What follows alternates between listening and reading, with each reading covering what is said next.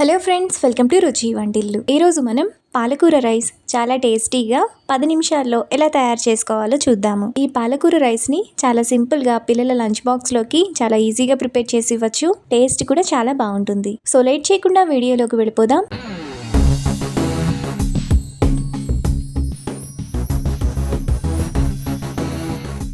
ముందుగా పాలకూర రైస్ చేసుకోవడానికి మిక్సీ జార్ తీసుకొని అందులో 3 కట్టలు కడిగిన పాలకూరను వేసుకోవాలి.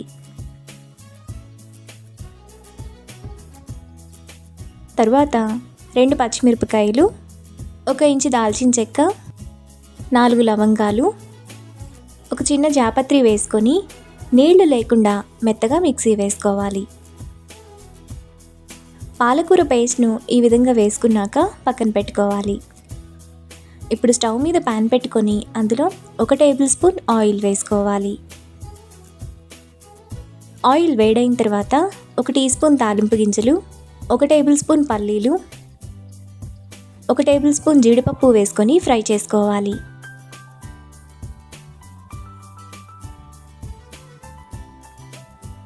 తాలింపు వేగాక చిన్న చిన్న ముక్కలుగా కట్ చేసుకుని 1 పచ్చిమిరపకాయ, 1 ఎండుమిరపకాయ వేసుకొని ఫ్రై చేసుకోవాలి.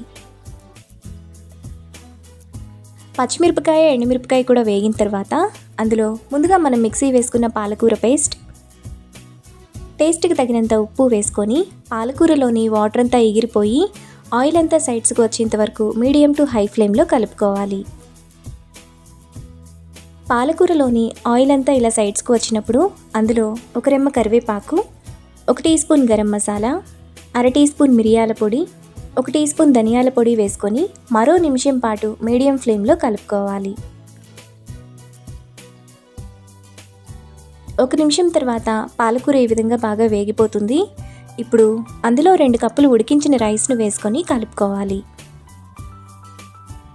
పాలకూర అంతా రైస్కు పట్టేలా బాగా కలుపుకోవాలి.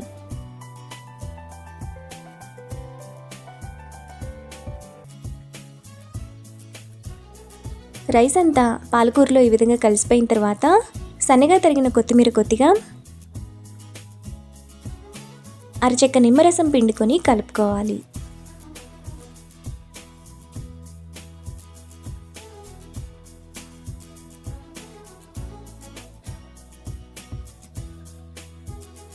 మనకు చాలా టేస్టీగా పాలకూర రైస్ రెడీ అయిపోయింది. ఇప్పుడు ఈ రైస్ను ప్లేట్లోకి తీసుకొని వేడివేడిగా సర్వ్ చేసుకుంటే చాలా బాగుంటుంది. ఇంకా పిల్లల లంచ్ బాక్స్లోకి పెట్టడానికి కూడా బాగుంటుంది. అంతే, ఎంతో సింపుల్గా టేస్టీగా చేసుకునే పాలకూర రైస్ రెడీ. ఈ రెసిపీని మీరు కూడా ట్రై చేసి మీకు టేస్ట్ ఎలా కుదిరిందో నాకు కామెంట్స్లో షేర్ చేయండి. ఈ వీడియో కనుక మీకు నచ్చినట్లయితే లైక్ చేసి, షేర్ చేసి, సబ్స్క్రైబ్ చేయండి.